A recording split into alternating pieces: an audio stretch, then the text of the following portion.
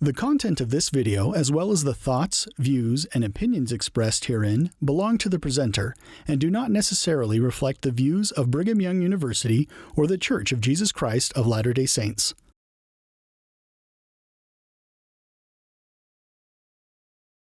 Now we're talking about a paradox. Oh, let's keep the Brother Hyatt here. Where does the word paradox come from? What does it mean? It's a paradox. We use the word a lot. Paradox can be a... Right. I know you're thinking because it has a double meaning. That's right. No, para means by the side, offside, off course, on the side. It's always para, you see. Like paramilitary or paramedics. They're not all the way medics, they're not all the way military, they're para, you see. And doxa is appearance, or doxa means, well, appearance is the word. Doxa is a good word. It's one of the few with a short A ending. Doxa is appearance. So paradox is a thing that is not as it appears, not exactly as it appears. You expect it to be, well, according to rule.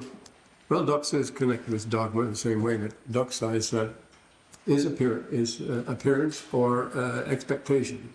Doxa, expectation is a good word for it. So it's not exactly what you think it would be. There's something wrong here. So when Moroni, how was the smartest man of all the Nephites, writes the silliest letter of all the Nephites, an idiotic letter, he's bound to defeat his purpose in writing it. That is a paradox. But it can be explained, namely by the letter that the Mormon writes back to him. He writes back the same sort of thing. Here he enters it, and after being so tactful and Mormon so less, they both want a deal. It's very much in the interest of each one to exchange prisoners. Moroni needs them badly, and Amoron is tired of feeding a lot of Nephite women and children, which they conquered in the cities. It's not getting them anywhere. So they want to exchange, both of them. But the deal falls through completely when Amoron replies in the same terms. Amoron, when he received the epistle, he was angry too. Remember, Moroni said, I am in my anger. So they engaged in this stichomathea. We will talk about that the next time. Now, this gives the case of the Lamanites. See, they have a case too, supposedly. Yes. Ye have murdered. I am the brother of Malachi whom ye have murdered. Behold, I will avenge his blood on you. Yea, I will come upon you with my armies. I fear not your threatenings. Well, that's exactly what Moroni said to him. We're not afraid of your threatenings. I'll come upon you with my armies and you'll become extinct. It's like that. Behold, your fathers did wrong their brethren, insomuch that they did rob them of the right to govern. So we was robbed. See, Laman and Lemuel were robbed because they were the older brothers. But he makes a reasonable suggestion, just exactly as Moroni does. If you'll do what I want you to, then we can settle this very nicely, as he says. But if you lay down your arms and subject yourself to be governed by those to whom the government doth rightly belong, then I will cause my people that they shall lay down their weapons, and they shall war no more. Now, well, that's a nice way to end the war. Just give us that. Well, that's exactly the proposition that Moroni put forth. Then he goes on, we're in the 54th chapter, here. Ye have breathed out many threatenings against me, and he did, you see. We fear not your threatenings. Well, routine, you see. Well, this is just routine. Each one, this is the sort of thing you'd expect. I will grant the exchange of prisoners gladly, you see. But if you won't agree to our terms, we will wage a war which shall be eternal. That's the policy of the Muslims, to wage an eternal war until you've submitted, until all the world is submitted. Islam means submission, of course. And until the world is submitted, then it's Dar al-Harb. They're in a state of rebellion and must be subdued. So the war never stops until on. That's the Roman doctrine of ager hosticus and ager peccatus, the Roman Empire, the empire of peace, pax Romana. Everybody's settled down, and the world has to be that way, or they can't trust anybody else. It's dangerous to have people out there who are not taking orders from you. You've got to, that's what imperialism is, you see. The impar, the unequal one, the one who dominates the whole thing. When people are par, they're divided into equal sides, and when they're impar, the imperator is the one who's impar. That's at least that Max Raden's theory at any rate. Well, we will wage a war which shall be eternal. And God, whom you say we have rejected, we know not such a being as far as that goes. But if it so be that there is a devil and a hell, behold, we will not send you there to dwell with my brother, whom ye have murdered, whom ye have hidden, hath gone to such a place, but behold, these things matter not. I am a Mormon, descendant of Zoram, whom your fathers pressed and brought out of Jerusalem. Now he gets heated up. Remember, toward the end of his letter, Alma said, I'll keep saying I'm a Mormon, I said, I am in my anger. And he says here, behold, I am a bold Lamanite. War has been raised to avenge their wrongs and to maintain their rights of government. So the Lamanites really thought they had a case. You always do in war. He presents his case here. And he ends up there. No, we're angry. Well, now we say, there's a paradox. They should write such. But this is really a formality. We haven't talked about the language of the Book of Mormon, but it's formulaic. You notice it follows in formula. We used to make fun of it. Many times it came to pass as repeated. Well, in Egyptian, you have to begin to sense. There's some writings like the story of the two brothers, or the story of the foredoomed prince, in which every sentence begins with the formula, it came to pass. You see. It came to pass after many days, and it came to pass after Herokin. It came to pass after many days. It came to pass. Every sentence begins that way, and it was required in Arabic. In classical Arabic, you can't begin the sentence cold and just say he went to town. You can't say that. You have to say, behold, he went to town. Innahu, ila Medina, ilahu, well, ila Medina. Verily he went to, or you have to begin with and he went, or something. But you just don't begin a sentence that way. You have to begin with a soften people up, with usually inna, and that's the commonest word. Behold, in Hebrew, of course, why he, but you must put it in the beginning of the sentence if you're going to begin with a noun. You can't say, the man was rich, you have to say, behold, the man was rich, or the man, he was the one who was rich, and so it goes. They have these formalities which you must follow. Well, now the whole ancient life, the whole ancient world, medieval world, modern world, is bound up in these, not just customs, but their rules, strict rules, rigid forms, formalities. We thought we'd break away from that, didn't we? See, with the Industrial Revolution, and with Darwin, and with modern science, we weren't bound by old forms and strict rules and strange dress and customs that required us to do things in certain stiff and predictable ways and so forth, which bound ancient society. And this was John Dewey's doctrine. We'd broken away from all of that. This was all, we were free from all that. The superstitions and the prejudices and the narrow prescriptions of past societies. Well, of course, it couldn't have been more wrong, because we walked in even more of them now. Remember White's book on the organization man, successful man in business. You have to dress for success, wear the right tie, belong to the right family, go to the right church, and many corporations have to marry the right people, and won't let you unless you do that. As I say, you have to dress for success, you follow a form, you're in a uniform all the time, and you have to think the same way. You have to use the same jargon as is used by the others, the same slang that's current at the time. It's very rigid, very demanding. Get out in a hurry and so forth. And so we thought we'd escape from that, and we'd become more formalistic than ever. But of course, the most formal of all has to be the military, and we see that's why that's so. Incidentally, this Moroni writing to Amorim. Why so many words in Book of Mormon with war in them, you see? Well, of course, that's the favorite Egyptian word for between Ammon and Mori. The most recently found really valuable papyrus is the story of an Egyptian general by the name of Morila, and he did some wonderful things. But and it has some supernatural elements in it too. But this is a very, very common one, and the Egyptians use all of it, but because it means beloved. It means good, it means everything nice, desirable, Morir, and so you say Morianton, or Moriammon means beloved of Ammon, things like that. And so Moroni, Morira, that's the Vandier papyrus, published in 1985, quite recent. A very interesting story about this general who lived back in very early times. Well, so this military behavior is the most rigidly formalized of all. Notice the Book of Mormon, everything is so formal, but I say we are just as formal. Do these things. For one thing, it's a great saving of effort, isn't it? It's a great advantage to have things formal, to have the grooves already marked, to stay in the grooves, but there's a danger to that, you see. Now, the military is a good example there. Again, we have it here, especially in the case of the 2,000 young men, the 2,000 sons of Helaman. Military behavior is the most rigid, the most formalized, and the most traditional, and it must be, and it is here. And remember, we have this in Book of Mormon. Before Moroni would invite, when he's besieging a city, he invites the people to come out. They're comfortably ensconced inside the city, fortified, and he invites them to come out and fight in the open field. Well, it'd be idiots to do so. But by the rules of war, he's required to do that, and he does it, and sometimes they would do anything as silly as that. And then again, they would make their agreements on the field. They would agree, as in the Battle of Cumorah, for example.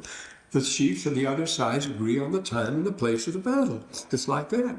But why aren't you a smart general and catch the other fellow off guard? Catch him offside when he's not expecting you. That's the best thing to do, surprise. But that's playing God. You don't do that. The prisoners objected very, very strenuously at first, because we were the first people to wear these camouflage suits, all the camouflage suits, the jumpsuits and so forth. And we scattered out of the place. There was no unity when you scatter all over the place in landing. And so shooting from behind trees and things like that. We didn't have formal trenches, weren't formally organized. Well, they say, that isn't fair. You can't do that. That's devilish. And they call them devil. They say, this is wicked. This is immoral. You're not bound by the Geneva Convention, so it's very dangerous to get picked up. They didn't like that. They said, you're breaking the rules. But as we say before, if you're going to start fighting, forget about rules. The only thing to do is to win in that case. But the thing is, but it has to be.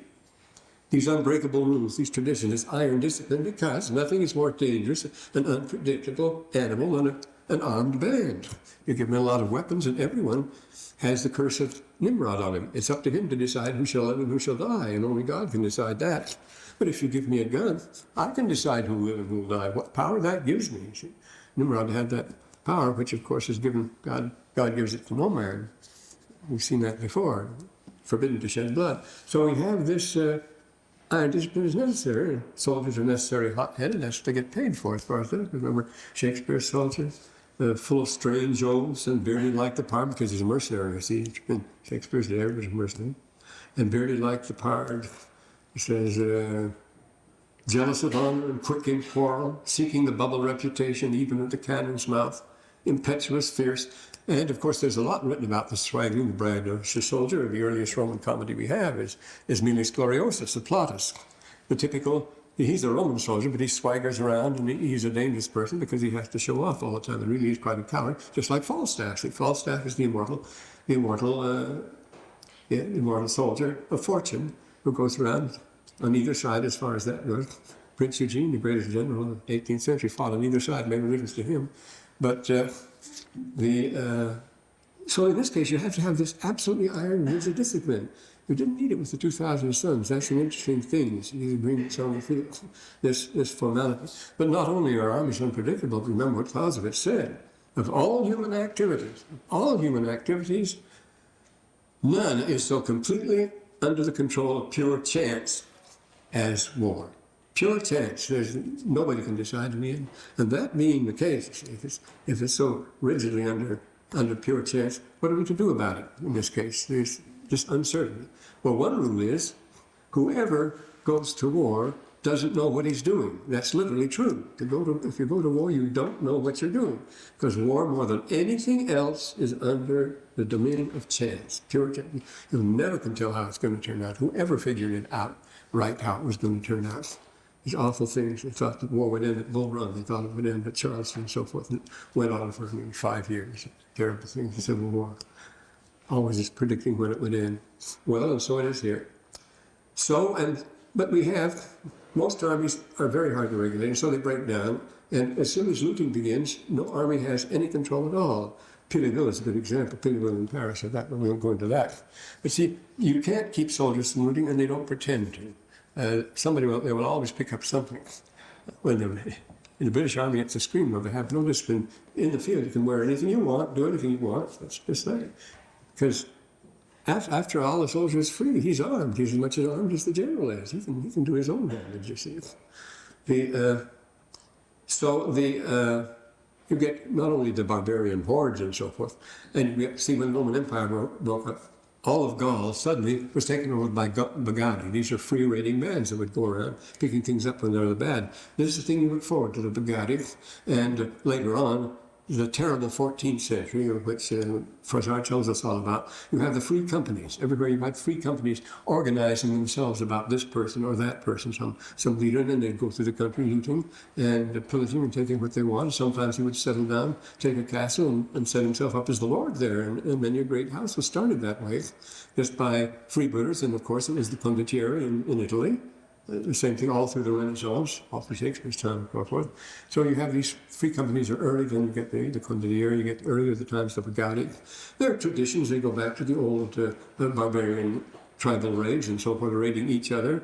But it's all very unpredictable and so forth. And you have to have this iron discipline. And the worst of all was the Roman army.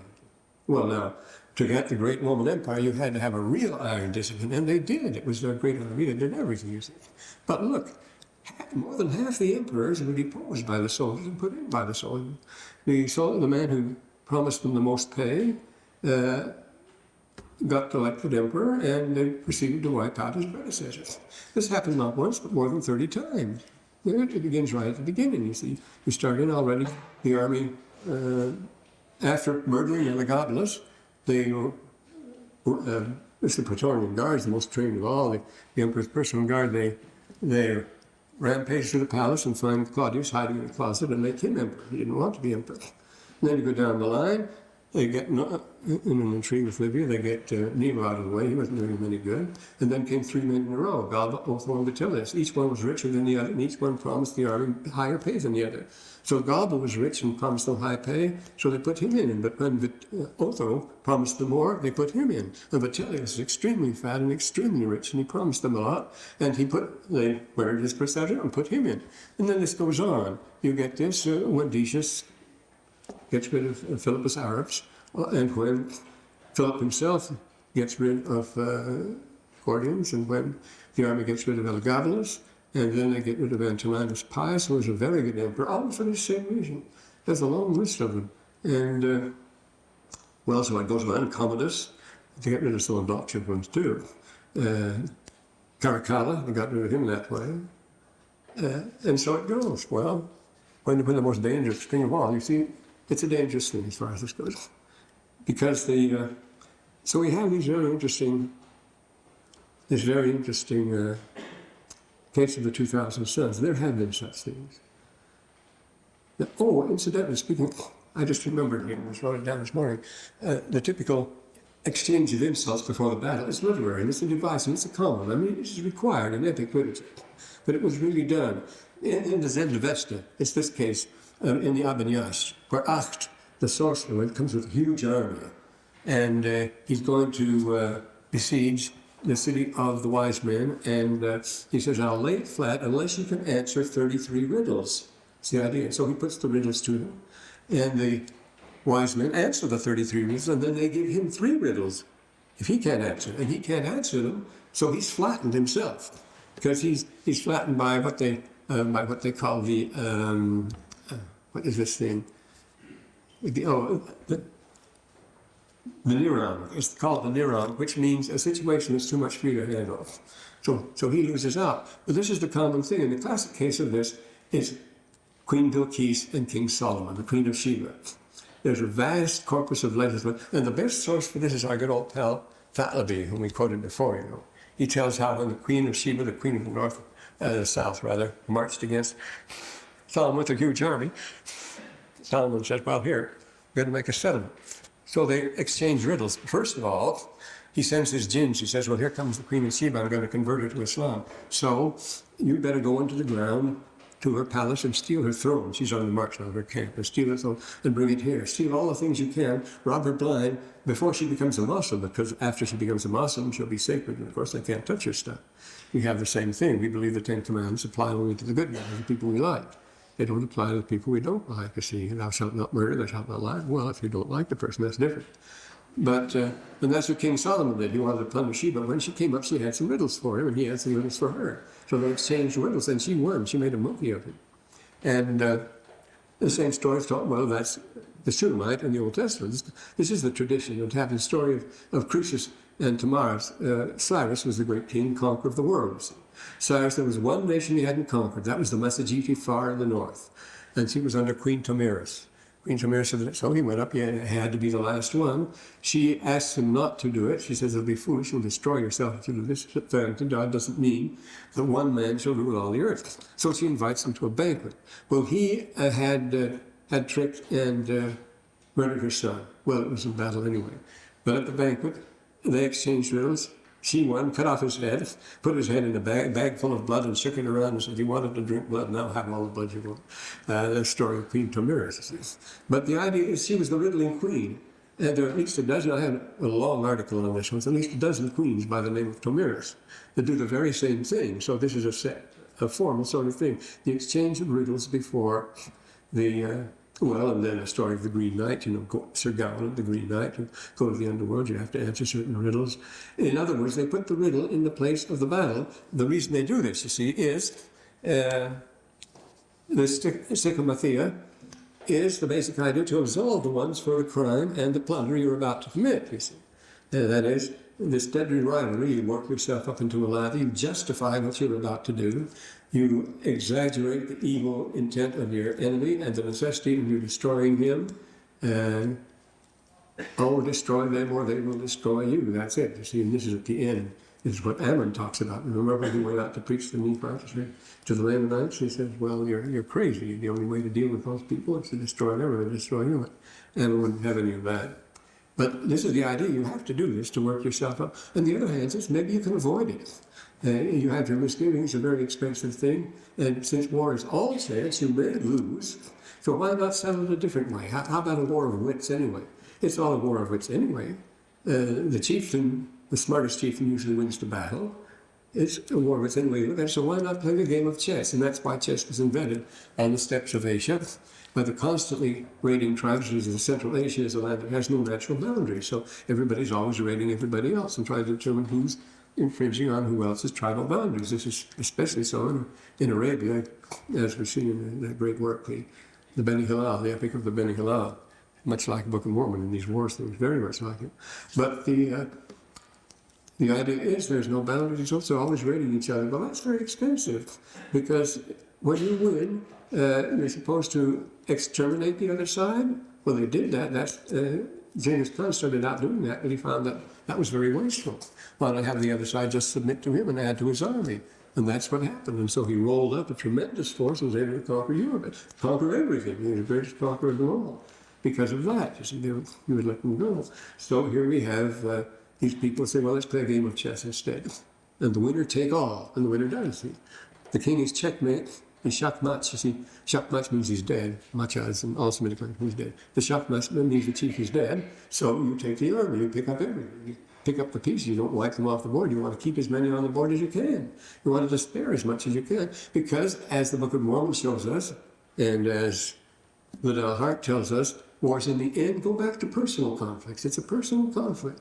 And if Ammonius got out of the way, if you get rid of Amalickiah, remember when Amalickiah was dead in his tent, people woke up New Year's Day, war was over as far as they were concerned. Moroni let him go home. As far as that, he doesn't bind people down or exploit them or anything like that because it's a purely defensive war he's fighting, and there is such a thing. So we have King Bilquis and the rest.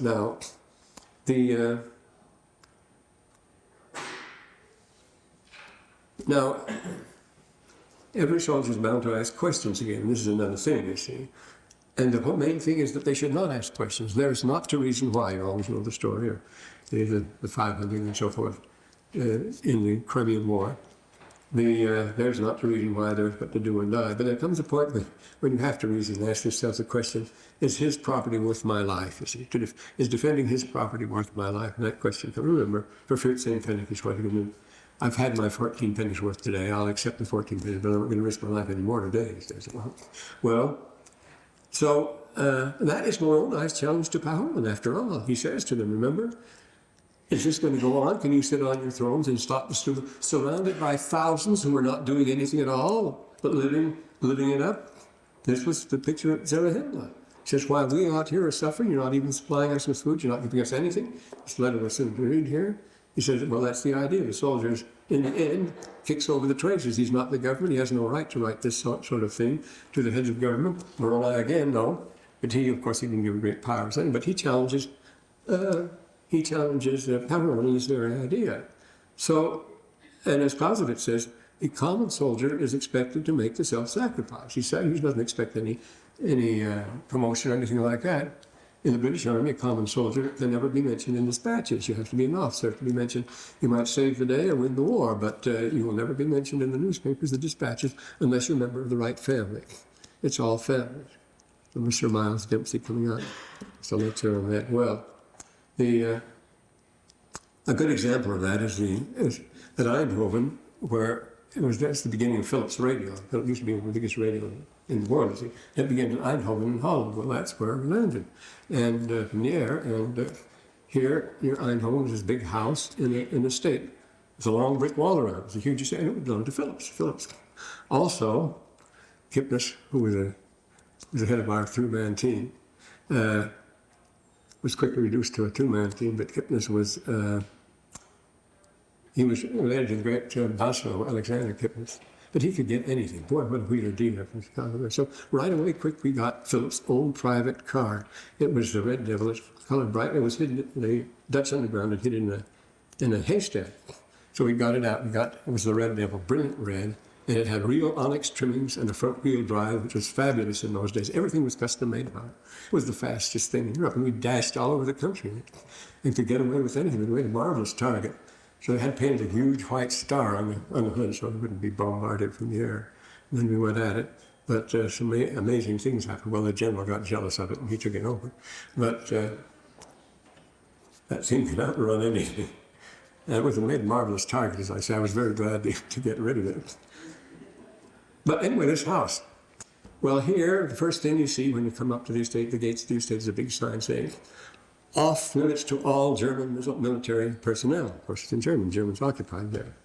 And so they didn't know. Nobody touched it. The fighting went all around it. Nobody went inside there. And when we came in, we put a big sign up, off limits to all military personnel, all American, British. It was British Second Army personnel. We couldn't go in either, see. So this man lived it up inside while the war went around. And he was selling to both sides, you know. He got rich selling to both. Made no difference. The English was as good a market as the Germans for him during the war. So he sits in the middle getting rich on both sides while these kids slaughter each other. I say kids because most of them we came against, many were 15 and 16-year-old. For this particular area, the Germans had scraped the bottom of the barrel. And they were just little kids. It was shocking. And the average age in paratroops was 18 at that time. They wouldn't let you go. And 20 was the limit, you see. You couldn't be more than 5'8" either, because they say tall people broke their bones easily. In those days, they had different rules. But here we were, slaughtering each other, and there was some terrible fighting around it, all around here. And the guy could sit home having tea with either an American general or a German general, made no difference. You think, this is the way it is. So the common soldier begins to ask, wait a minute, what am I doing this for? You see, then you mustn't ask that, of course. So we have this situation in the Book of Mormon right now, in Pahoran here. So here it goes, Moroni was more angry. He knew that you see, after all, what would you expect? Both getting up on this. Notice it's a personal thing. He was mad at Mormon. He wasn't mad at anybody else. But he knew this, the 55th chapter, the first verse here. He knew that Mormon knew that he was just doing this was just PR as far as he was concerned. He said, I will not exchange prisoners. The deal falls through. Of course, this is the point. It would have been to advantage of both of them, but because of just a personal huff on both sides, and this happens quite often. I will seek death among them until I shall sue for peace. That's the way he's feeling, you see. And the Mormon on his side, he said the same thing. I won't sue for peace either, the third. Each was trying to be more stubborn than the other. We'll show him, I'll show him, so everything fails when you lose your temper. But I say, by form and custom, this was required to go through this idiotic routine. And it was done. But I say, our routines are just as idiotic. We do the same sort of things. One of the servants of the king who was murdered by Malachiah, remember Malachiah when he wanted to marry the queen and so forth, Richard III. One of those servants was in his employ, and he knew what was going on, and he came over and told the Nephites, and the Nephites were guarding the city of Gid, and the Lamanites went to the guards over the Nephites. Well, the Nephites were guarded in the city of Gid. That's where the Nephites were kept prisoner, and he wants these prisoners back. How are they going to get them back? Well, use the old wine trick. They say, we've escaped from the Nephites and we have taken their wine. And don't worry, they're not going to refuse that wine. I've seen people. See, guard troops are the most boring thing in the world. A guard service, nothing must happen if you do your duty. They can't escape, nothing must happen, everything is quiet. So it's just bored. It goes on day after day after day. And the chance for a little party is not to be turned down. They received him with joy. He had wine. And he does a little psychology on them. You notice in the 10th verse, but Laman said, let's keep our wine till we go against the Nephites to battle. Well, here they're just drooling for this wine. They're going to get it now, no matter what. They said, for we are weary, and therefore let us take of the wine, and by we'll receive wine for our rations, which will strengthen us. We get plenty for the Nephites. And the British Army, before every action, they always passed around rum. We always had an opportunity to drink rum. It tastes terrible. I don't like it at all. But this was to fortify you, I suppose. They're supposed to drink rum before every operation. And it came to pass that they take of the wine freely. And soldiers on duty do get drunk. I can tell some lurid cases of that. People drunk at headquarters drunk. Well, that's one way you can face. Remember, Colonel Cole was as drunk as the Lord when he went out to take Sargon bush. And they were all drunken. He sent to the city of Gid and cast weapons of war into them. They're drunken and they're sleeping drunk. When in drowsy sleep their drunken natures lie, what cannot you and I perform on the unguarded Duncans? And that's what happened. They've drugged the guards, and they've said it was especially potent wine. And while they're asleep, they cast the weapons over to people inside. They fight their way out, and so on. All done in a profound silence. I'm sure it's not a Laurel and Hardy silence, but sometimes you can't keep the silence too profound. But again, this is another thing, how easy it is to spring surprises. As I mentioned before, when you consider in Battle of the Bulge, for weeks and weeks, the Germans built up 2 huge armies within 5 miles of our front lines. This went on for weeks, right there. We could see it. Oh, boy, we didn't want to believe it, that was all. And then now here you have good old Moroni, the sporting. He plays by the rules all the way through, you see. So we can be sure that these insulting letters and so forth were by the rules too. It was not the desire of Moroni. He did not delight in the murder or bloodshed. They could have slain them, you see. Had they awakened, behold, they were drunken, the Nephites could have slain them. But behold, this was not the desire of Moroni. And he said, for this cause he might not bring upon him injustice. He does not want to be guilty of injustice. He would not fall upon the Lamanites and destroy them in their drunkenness. Like Clerk Saunders, 'twere shame to slay a drunken man, you see. A perfect time to wipe them out, you see. This would solve our problem right here. He wouldn't do it because it wasn't a decent thing to do. They were drunk and asleep. You can't kill people like that. That isn't right. That's Moroni. He always wants to do the right thing. And this was done in the nighttime. Oh, wouldn't you know? And the Nephites without, and the prisoners were armed within. And thus they saw that they were overpowered. And when they came to, their chief captains, they all had weapons now. They brought them forth and cast their own weapons at the feet of the Nephites, pleading for mercy. And Moroni took, this is what Moroni desired. He wants to take more prisoners for exchange, see? The 24th verse. This was the desire of Moroni. He took them prisoner of war. And the Nephites, they joined the army of Moroni, and this was a great strength to his army. So there were a lot of prisoners there. And he also got more prisoners for exchange. And for this cause, the Lamanites, whom he had taken prisoners, he set them to labor in strengthening the fortifications of the camp. And we say he had to excuse himself for that. It says it was justified because of the pressure of the time and so forth. And keep and protect all the prisoners who you take. Notice the 27th verse. Came to pass that they did, notwithstanding all the intrigues of the Lamanites, they were able to keep and protect all the prisoners whom they had taken.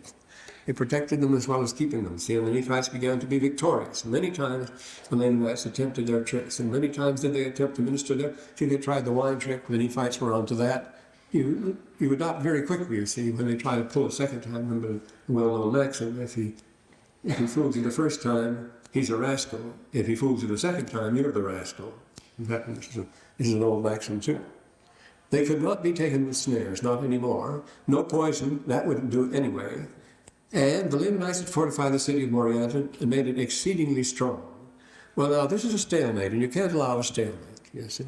There is one rule in the German army, and that is, the first rule for German officers is, it's better to do the worst thing possible than to do nothing. That's a surprising thing to say. But because it's so paralyzing, see, these rules I mentioned before, we have to be so rigid in the military to keep armed men from going off in all directions and doing their own will and breaking up in bands and so forth, which they did repeatedly. It has to be so rigid. What do you do? In this case, as I'm going to say, it paralyzes initiative in the German army. And as you get to be an officer, you get higher and higher, not for saying no, but for saying yes. You become less daring, less original, more conforming, more willingness to say yes, sir, more willingness to lick the boots and all this sort of thing. That gets you to the top. So, as usually, officer class were people who wouldn't act unless they had approval of somebody else. They didn't want to offend anybody. They didn't want to do anything that wasn't just according to the book and so forth. And it's paralyzed the German army, their lack of initiative among the officers. And this is the thing, they're always trying to beat. They're trying to bring doctrinary preaching and say it is better to do the worst thing than to do nothing, but do something. Time and again, they wouldn't do it. I hadn't received orders. Nobody told them what to do. And then on the other hand, if someone becomes too independent and acts on his own orders, the solution to that, of course, is the Maria Theresa. As you see, let him act on his orders, but shoot him if he broke the orders, if he didn't keep the orders. And so they gave him the Maria Theresa. So this has happened. We can't have this dangerous stalemate here. This is going on, you see. And came to pass in the 13th year of the reign of him, when the king epistles stating the affairs of the people in that quarter. And he tells the story of his 2,000 sons here now. They have another kind of discipline, whom Alma brought down out of the land of Nephi. Though we know that these were descendants of Lamanites. These 2,000 sons were good Lamanite boys. They kept their genealogies as the ancients do, and they were descendants of Laman among the Lamanites, because we read about other descendants of Zora and other descendants of Ishmael and so forth. And they were about to break the covenant when they saw that their parents were about to break the covenant and go to war to help the Nephites and needed their help so badly. When he saw that, Helaman knows the 8th verse, when he saw, I would not suffer them that they should break this covenant, he established his integrity. He wouldn't let his parents break their oath. Well, they're not going to break any oath of theirs. They weren't required to take an oath, but they took one spontaneously, and they kept it because they knew Helaman was one they could trust. Establish his own integrity. The Japanese colonel at Port Arthur had a regiment commanded by a company commanded by his son, and the company was in danger of being destroyed unless they could pass through a particular civilian area, which should be brought under artillery fire. But according to the rules of war, this is in 1904, you see, according to the rules of war, civilians were sacrosanct. They couldn't be slaughtered. So he allowed his own son, knowingly allowed his own son to be killed and his company to be wiped out, rather than kill any civilians. But that's not inconceivable now. There was zero in on civilians. They're first. We sent the Air Force over the city and wipe it out. And let them have the firearms first of all. What a world we're living in now. We've come a long way since 1940. This integrity, Moroni's integrity was perfect. Helaman's was, but he had shown it in this case. He says, he not only said, we don't want your help, we want it very badly, but he says, do not break your oath. I forbid you. You must not break that oath. You've taken it, you see. And when these young men saw that, he says, that's what he says. You follow him, and they do, see. And they went to the city of Judea to assist Antipas. Notice old world names and new world here. Half the names in upstate New York are classical names, aren't they? Because they were settled by a lot of classical trained Dutch people. City of Judea to assist Antipas. He had appointed the leader. I had joined the 2,000 to the army of Antipas, so he didn't strengthen it. And his army had been greatly reduced by the Lamanites. Well, and the Lamanites had also retained many prisoners, among whom are the chief captains, for none other have they spared alive. Notice he says, the Lamanites, they don't take prisoners of war. They just spare the captains for exchange. That's what they're doing. That's very different from Moroni's practice. And then notice he sends a map with the letter here. These are the cities which the Lamanites have obtained. Of course, anything like that, you'd have to send a map, a situation map with him. And he lists the cities, Manti, Zizrum, Kameni, Antipara, Judea, quite a list, you see. Antipas and his men toiling with their might to fortify that city. And they were, now this illustrates another point of Clausewitz, this next verse, 16th. And they were depressed in body as well as spirit, for they had fought valiantly by day and toiled by night. They had to work by night to make up the fortifications that had been cut down, and they had to fight all day. And thus they suffered great afflictions of every kind. Now notice Clausewitz says, spirit's not the same as morale. Their morale was low, but they were determined. Now they were determined. This little force gave me great hopes. They were determined to go on fighting. Their morale was high, you see.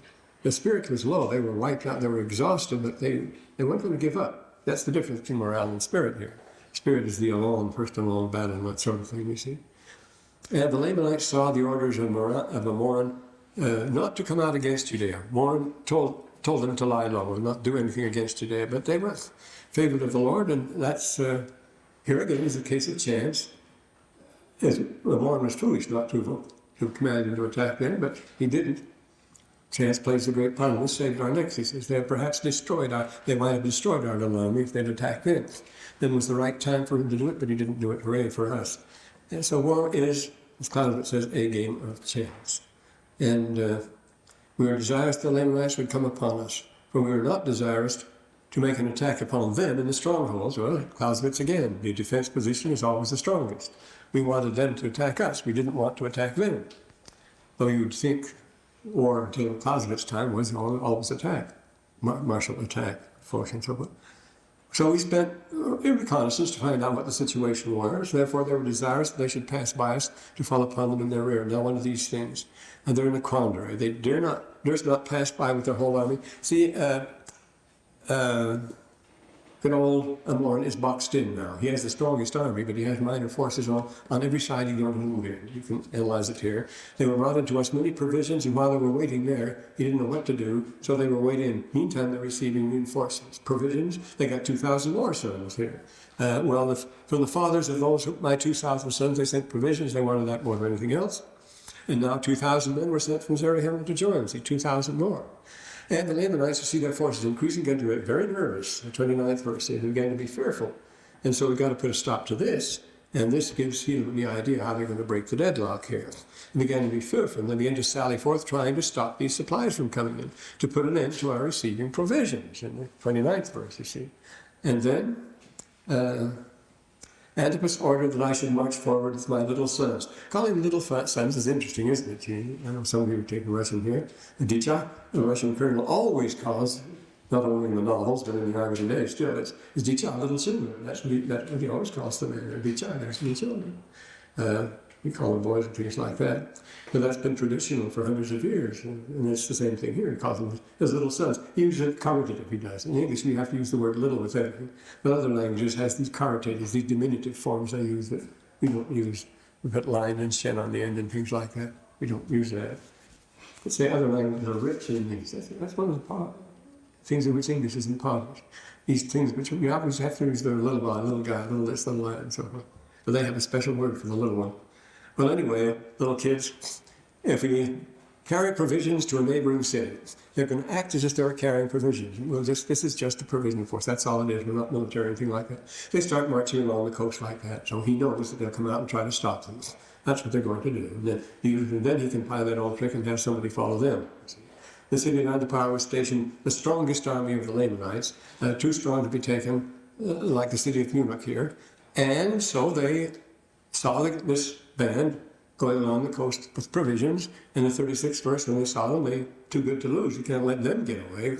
So they chased us, and we ran away in front of them, always northward, and thus we lead away the most powerful army of the Lamanites. They thought it would be a pushover, easy thing, get this out of the way.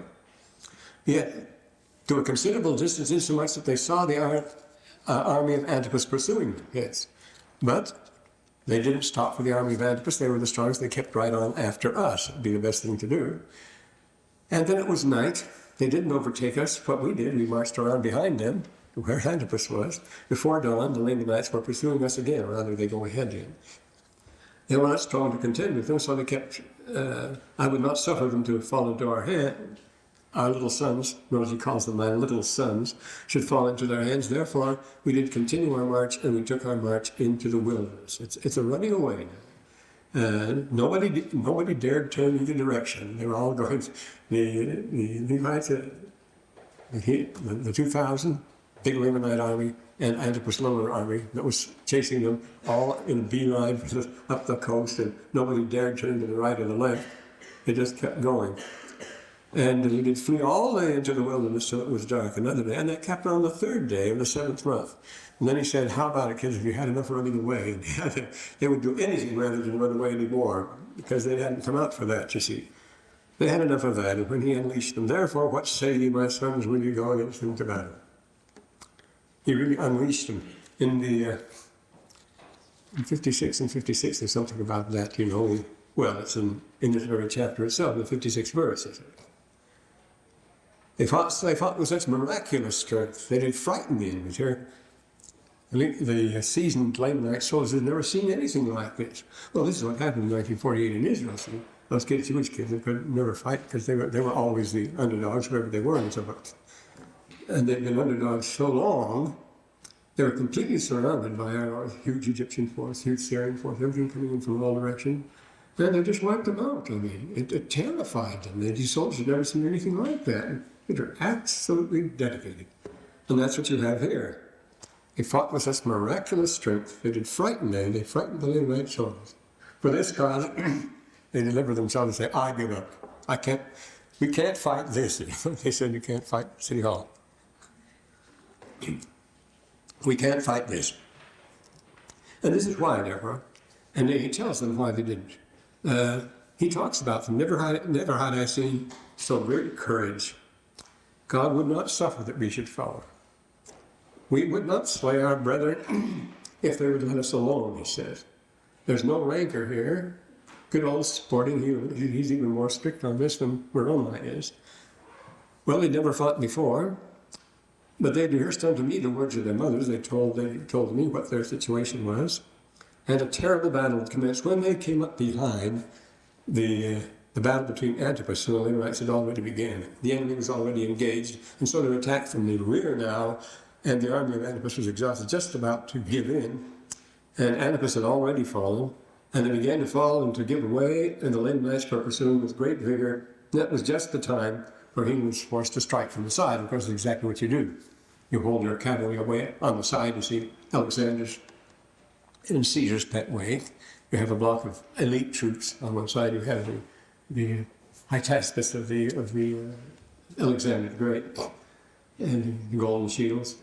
They would come in when the battle's going this way or that way. Just then was the time you hit with that. You see, it hit like a thunderbolt, and that made all the difference. See, it's just the time you always have to hold something in reserve.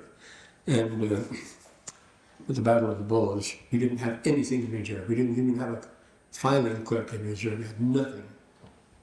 Being surprised like that. At the same time, the Russians had 85 divisions in reserve. They saved our next time again. That's all I'm doing. Well, and after the battle, so they delivered them up to prisoners of war. This was Moroni's policy. He surrounded them, insomuch they were compelled to deliver up their weapons of war and also themselves as prisoners of war. And not one of the 2,000 had fallen. They had fought with such miraculous strength that frightened the enemy. There was no place for their prisoners. What could they do? So they sent them to the land of Zarahemla. Now, it came out that I received an epistle from Amor, and Amor wants to make another prisoner exchange here. Not getting anywhere. We're getting stalled now with prisoner exchanges. If I would deliver up those prisoners of war, which they lost in that battle, we would only deliver up on a prisoner on a certain basis. Deliver up our prisoners on exchange of namely Nephite family.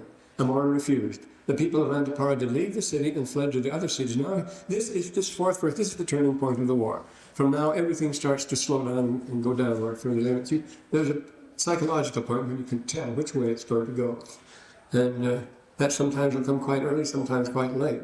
The city of Antipara, the war can drag on for years, and yet you know how it's going to turn out. It's an interesting thing, the German high officers, those that we got and those that we tuned in on the radio and so forth, they knew when the turning point of the war had come already, almost just after the invasion of Normandy. They knew it was over.